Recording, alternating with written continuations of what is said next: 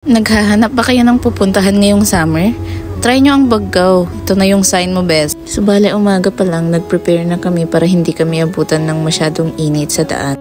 Pagkarating namin, inuna naming puntahan ang ticketing area para magbayad ng mga kailangang bayaran. Para sa awareness, ang tourist ratio guide ay 1:5. So, ang per tourist, 500. Tapos may environmental fee na 30 pesos per person, life jacket rent na 50 pesos, 25 pesos sa balsa, at aqua shoes na 50 pesos. May 2 trails na pwede nyong piliin, ang river trail at ang forest trail. Pero kung gusto nyo ng mas maganda at mas adventurous, take the river. Pero kung may kasama kayong mga bata na below 8 years old, it's best to take the forest trail. Sis, along the way, ang daming magagandang stopovers. As in, ang gaganda, mas maganda pa sa'yo, girl. Ang daming malaliit na falls at madaming maliliit din na caves na pwedeng pasukin. See, nag-enjoy ang mga bata. Ito pa lang sa part na to, as in, bawi mo na yung mga binayad mo, sis.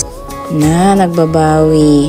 As in, ang ganda talaga dito, bes. Worth it. Tapos, mga gamit pala, guys, pwedeng ipa-porter. Tapos, yung porter, papayaran ng 300 pesos sa fee niya.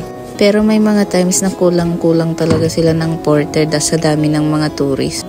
So, ang ginawa namin, kanya-kanyang buhat na lang yung mga boys namin ng pwede nilang buhat. After magtampisaw sa tubig na gutom ng mga person, may available cottage pala sa taas ng mismong lagoon. So, eto na yun, guys, yung mismong lagoon. As in, ang lamig ng tubig. Mas malamig pa sa relasyon nyo, girl.